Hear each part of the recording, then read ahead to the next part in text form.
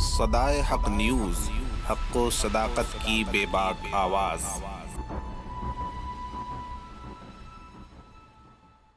ये जो आरएन जुलूस जो निकाले गए पूरे देश में, और उस जुलूस में हर जगह पर वायलेंस हुआ, चाहे मध्य प्रदेश हो, राजस्थान हो, गुजरात हो, कर्नाटक हो, गोवा हो, जहाँ जहाँ ये आरएन या का जुलूस गया, प्रोसेशन गया, वहाँ पर वायलेंस हुआ।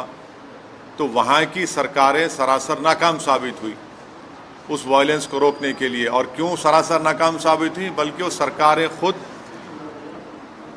जो अंग्रेजी का लफ्ज़ इस्तेमाल करूँगा कि ये तो जो गड़बड़ हुई वो स्टेट कॉम्प्लिसिट वायलेंस था, स्टेट कॉम्प्लिसिट वायलेंस हुआ है। और आप दंगाइयों को दंगा करने से रोक नहीं सकते। परमिशन जुलूस का देने वाली सरकार, जब आप परमिशन दे रहे हैं तो जिम्मेदारी बीजेपी और जो वहाँ की सरकार है उनकी होनी चाहिए कि कोई वायलेंस ना हो। तो जो भी वायलेंस हुआ आरएन यात्रा या जुलूस में, वो स्टेट कॉम्पल्सिड वायलेंस है। और दूसरी बात यह है कि पत्थरबाजी हुई, फिर आप घर तोड़ देते हैं मध्य प्रदेश में। किस बुनियाद पे घर तोड़ते भाई आप? ये तो ये जेनीवा कन्वेंशन का वायलेशन है।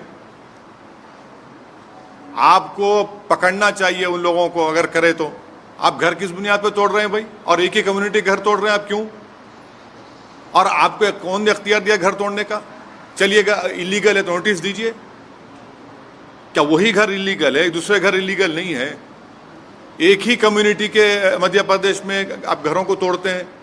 और जो बच्चे अभी अडल्ट नहीं हुए, 70 बच्चों को आप उनको मारपीट करते हैं। और फिर दुनिया ने वीडियो देखा कि महिलाओं को, ज़ईफ महिलाओं को, बुजुर्ग महिलाओं को, 70 साल की महिलाओं को आप उनको मार के हाथ और पैर तोड़ देते हैं उनका। पुलिस तोड़ती है उनका, मध्य प्रदेश की पुलिस। यह आप काम कर रहे हैं। राजस्थान में हुआ, क्या कर राजस्थान कांग्रेस सरकार? भाई आपकी सरकार ने उनको परमिशन दिया। जब परमिशन आप देते हैं तो कैसा वायलेंस होता है? फिर घर जलाए जाते हैं, वहां पर दुकानें जलाई जाती हैं, टारगेटेड घर जलाए जाते हैं। राजस्थान में, कर्नाटक में होता है ये।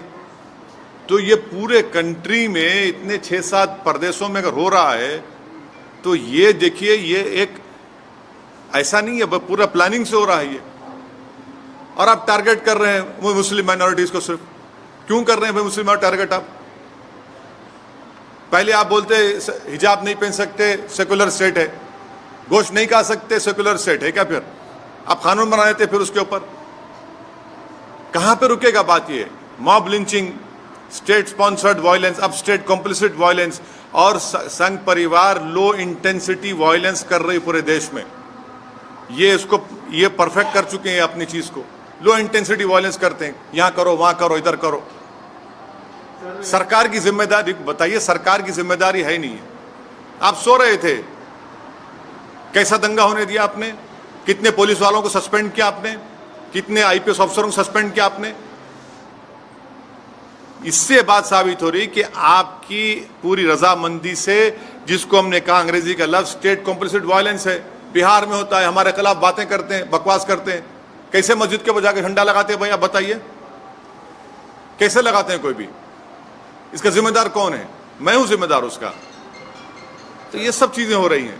सर, करौली में बीजेपी तो ये अरेस्ट करने की एक्सोडस हो रहा है हिंदूज का, और कोई पुलिस वाला कुछ बोल रहा है कि सर वहाँ पुलिस वाला एडमिट करिए कि कैमरा पे गवर्नमेंट का फेलियर होता है इस तरह। राजस्थान करौली में जो कुछ हुआ, मध्य प्रदेश में जो कुछ हुआ, गुजरात में आनंद, हिम्मतनगर, खंभाट में जो कुछ हुआ, कर्नाटक में जो कुछ हुआ, गोवा में जो कुछ हुआ, वहाँ की सरकारों की रजामंदी से ये स्टेट कॉम्प्लिसिट वायलेंस हो रहा है। और टारगेट पे कौन है? कौन उस प्रोसेशन का परमिशन देता है? सरकार देती है। तो सरकार जब देती है तो सरकार कैसे वायलेंस होने देती है वहां पर? और फिर मध्य प्रदेश में, राजस्थान में घर जलाए जाते हैं, दुकानें जलाई जाती हैं, और मध्य प्रदेश घर तोड़ते हैं। किस बुनियाद पे घर तोड़ेंगे भाई आप? कौन से कानून तहत तोड़ रहे हैं आप? बताओ, कानून बताओ हमको। और आप मासूम बच्चों को 13-14 साल के बच्चों को पकड़ के पीटते हैं, मारते हैं रोड पर लटाकर उनको। सर ये बताइए, रामनवमी के दिन जेएनयू में एक ये मटन नहीं खाना या नॉनवेज नहीं, आस्था के लिए आस्था मेरी आस्था नहीं है क्या? मेरी आस्था भी है हिजाब पहनना, मेरी आस्था नहीं है।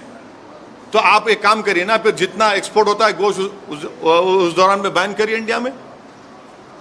मैंने गोश्त का एक्सपोर्ट आप बैन नहीं करेंगे क्योंकि आपको डॉलर मिलते हैं, और वो जो मासूम बेचारा जो दिन में 100 रुपये 200 रुपये कमाता, उसके कारोबार को आप लगाते हैं। आस्था की बुनियाद पर देश चलेगा या संविधान के ऊपर चलेगा? बता दीजिए आप। फिर मेरी आस्था क्या क्या होगा बताइए? मेरी आस्था भी है रमजान है, फिर शराब की दुकानें क्यों खुली पड़ी हुई है? क्या देश संविधान से चलेगा या आस्था पे चलेगा आप? यानी आपकी आस्था सबसे इंपॉर्टेंट है और दूसरों की आस्था क्या भाड़ में जाए? आपने हिजाब की बात की तो कहा नहीं भाई यूनिफॉर्म है, फिर यहां पर यूनिवर्सिटी में क्या गोश्त खाना क्या आस्था आ गया? कहां से देश कौन सी राह पे जा रहा है? बीजेपी को, संघ परिवार को हम शुरू से कह रहे हैं कि जिस राह पे आप इस देश को लेकर जा रहे हैं इससे देश कमजोर हो रहा है, देश कमजोर हो रहा है। ये सरकार की जिम्मेदारी है। तो आरएसएस कहां से सर? आप हाँ, आप आरएसएस को नहीं जानते, हम जानते हैं ना। आरएसएस का स्टेट वायलेंस बोल रहे हैं। आपको हम बोलेंगे किताब पढ़ो।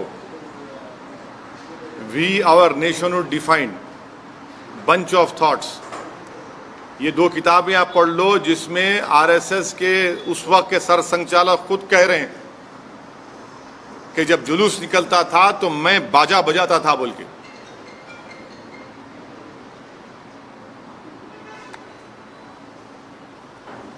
सर, पाकिस्तान में सत्ता परिवर्तन हुआ है, जो नए वज़ीर आला बने हैं वहाँ, वज़ीर आज़म, उन्होंने कश्मीर का राग अलापा है। क्या अभी ये तो भारत सरकार को जवाब देना चाहिए उनका। भारत सरकार उनका जवाब दिए, प्रधानमंत्री तो मुबारकबाद पेश कर दी उनको। नहीं, आप हमसे सवाल कर रहे हैं। नहीं सुनिए, नहीं प्रधानमंत्री ने क्या जवाब दिया? प्रधानमंत्री ने मुबारकबाद दे दी उनको।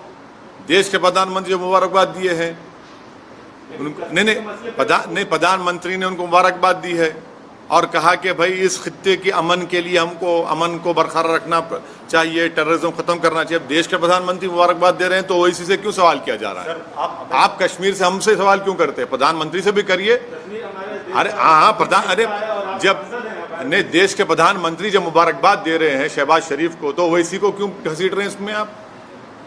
सर लेकिन इमरान खान ने भी अपने फॉरेन पॉलिसी को देश के प्रधानमंत्री ने शहबाज शरीफ को, सुनिए, देश के प्रधानमंत्री ने शहबाज शरीफ को मुबारकबाद दी है। देश के प्रधानमंत्री ने, जब शहबाज शरीफ के बड़े भाई नवाज शरीफ प्रधानमंत्री थे उस मुल्क के, तो अफगानिस्तान से अचानक जब उन्होंने देखा कि शहबाज शरीफ के घर में लाइट दिख रही तो उन्होंने उतर गए, वहां पर दावत में चले गए बिन बुलाए मेहमान बनकर। हैं, हमको क्यों बोल रहे हैं? फिर उसके बाद पठानकोट हुआ, आप प्रधानमंत्री से पूछिए, वो मुबारकबाद दिए हैं। फॉरेन पॉलिसी नहीं, लेकिन अरे हम प्रधानमंत्री ने जो मुबारकबाद दी है शहबाज शरीफ को, असदुद्दीन ओवैसी को क्यों पूछ रहे हैं आप? प्रधानमंत्री चीन के ऊपर नहीं बोलते। प्रधानमंत्री चीन का नाम लेने से डरते हैं। प्रधानमंत्री वो इलाकों में जहां पर आज हम पेट्रोलिंग नहीं कर सकते, उन हिस्सों में जो भारत का हिस्सा पे चीन बैठा हुआ है, डेप्सांग में क्या हो रहा है, हॉट स्प्रिंग में क्या हो रहा है, डेमचौक में क्या हो रहा है, प्रधानमंत्री बोलते ही नहीं है। और मैं प्रधानमंत्री से कह रहा हूं कि हम इनकी खामोशी से ऐसा लग रहा है कि कहीं सियाचिन हमारे हाथ से चीन ना छीन ले। ये खतरा है देश के लिए। सवाल इसलिए पूछ रहे हैं कि पाकिस्तान के वज़ीर आज़म ने कश्मीर की बात उठाई और कश्मीर के कई मसलों पर आप सरकार को घेरते रहे हैं। जब देश के प्रधानमंत्री चीन पर नहीं बोलकर शहबाज शरीफ को मुबारकबाद देते हैं तो ये सवाल देश के प्रधानमंत्री से पूछा जाना चाहिए, असदुद्दीन ओवैसी से नहीं। मैं देश का प्रधानमंत्री नहीं हूं। देश के प्रधानमंत्री ने खुद मुबारकबाद और मीठे मीठे अल्फाजों में शहबाज शरीफ के प्रधानमंत्री बनने पर उनको मुबारकबाद दी है। वो कर्टसी है सर। हाँ तो अच्छा आप अभी प्रधानमंत्री के स्पोक्स पर्सन बन चुके हैं, जर्नलिस्ट नहीं रहे आप। मुबारकबाद पेश करता हूँ आपको। तो देखिए, ये सवाल करने का मतलब ये है कि मैं अपनी देशभक्ति को साबित करूं, और प्रधानमंत्री जब शहबाज शरीफ को मुबारकबाद देते हैं उस पर क्या बोलेंगे आप? आपकी जबान चुप हो जाती है। आपको उल्टा सवाल करना चाहिए प्रधानमंत्री से, बीजेपी से। दूसरे मुल्क का वजीर आज़म हमारे कश्मीर के बारे में उनके सुनिए, उनके उस बयान के बाद ही मेरे देश के प्रधानमंत्री ने शहबाज शरीफ को मुबारकबाद दी। हाँ, देश के प्रधानमंत्री दे दिए ना, देश के प्रधानमंत्री दे दिए, शहबाज शरीफ को मुबारकबाद दे दिए। अब नहीं मालूम, हो सकता है घर में दावत है, चले भी जाएंगे, क्योंकि जब नवाज शरीफ के पास गए थे खाना खाने। कश्मीर वाले मुद्दे पे आप क्या कहेंगे? क्या कहेंगे हम तो शुरू से कह रहे हैं कि 370 हटाना एक कॉन्स्टिट्यूशनल ब्रीच था। बोलिए आशीष साहब।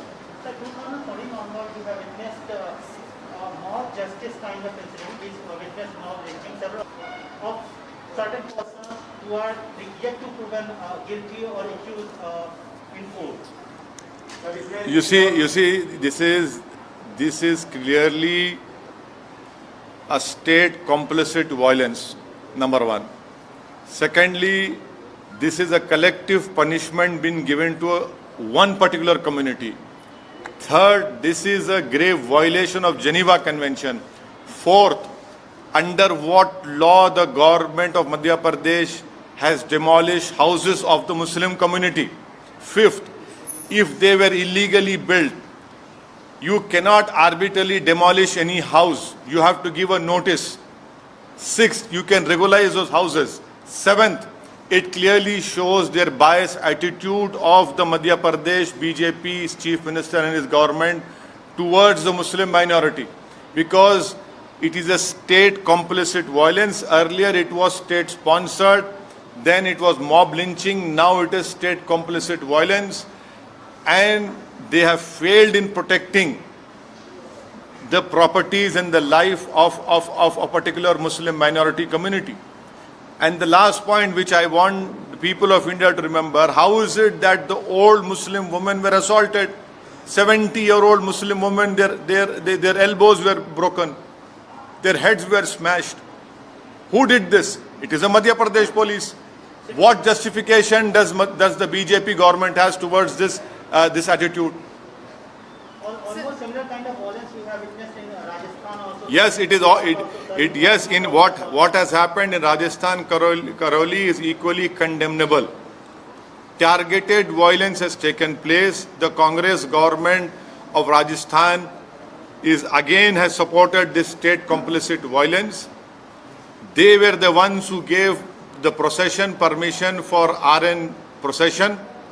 It is their responsibility, constitutional responsibility, to protect life and limb and to maintain peace, which the Congress government has utterly failed.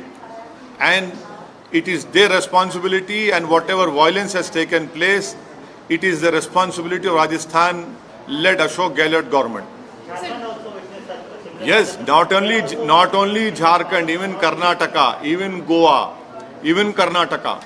This RN procession permissions were given by the respective state governments, and they have utterly failed in controlling and stopping this violence.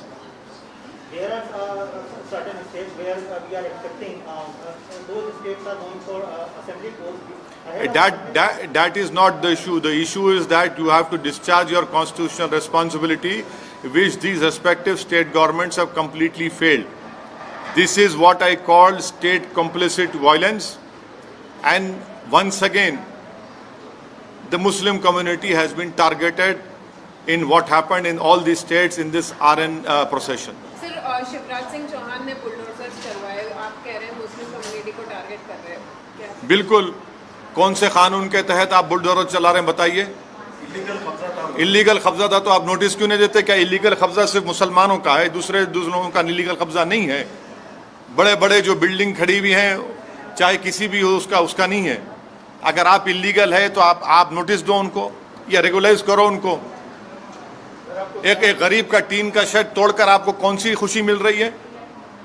ये तो sadistic pleasure ले रहे हैं आप इन चीजों को कर कर, आप मॉब रूल कर रहे हैं आप। BJP is calling it as exodus. What do you want to say?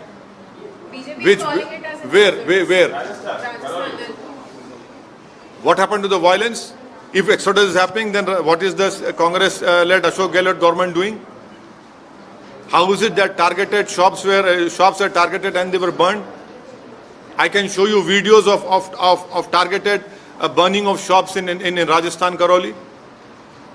It is that government has failed in controlling the violence, and the Sangh Parivar has mastered this art of low intensity violence.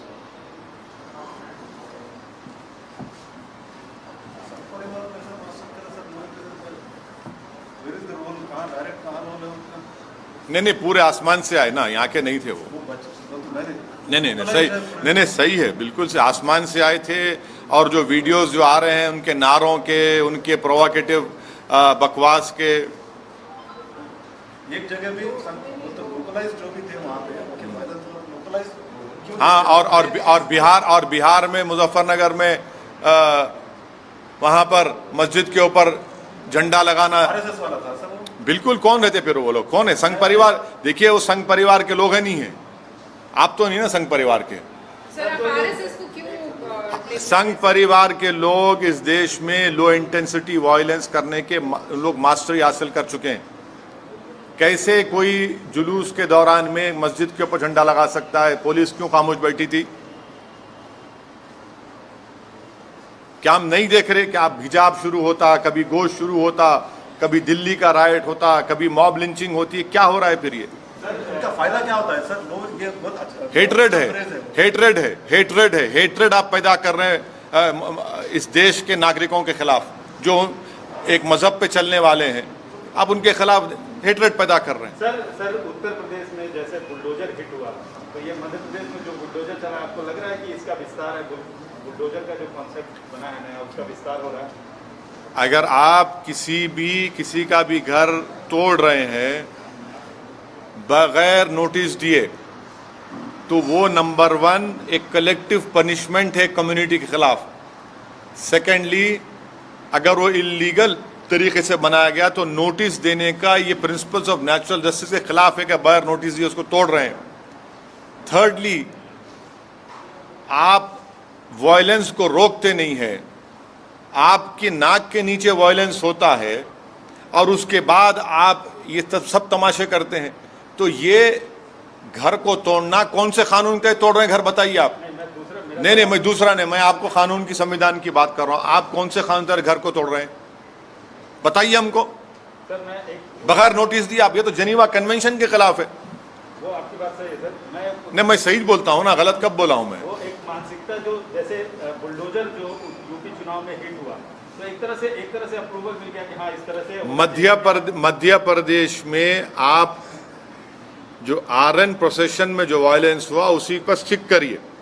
Madhya Pradesh में जो घर तोड़े गए मुस्लिम समाज के, वो कौन से कानून के तहत शिवराज सिंह चौहान बीजेपी ने तोड़े? बताओ हमको। आपने क्यों परमिशन दिया जब आप वायलेंस को कंट्रोल नहीं कर सकते?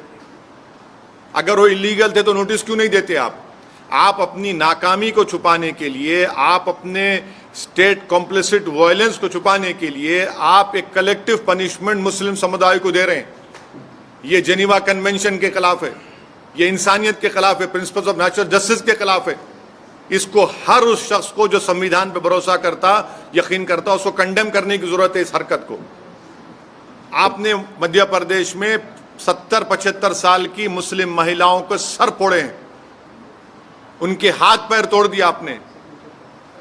13-14 साल के बच्चों को रोड पर लिटाकर आपने उनको पीटा उनको। ये आपका गवर्नेंस है। राहत नवाज तेल नाम सुन के फ्लावर मत समझना, दर्द के लिए फायर है फायर। राहत नवाज।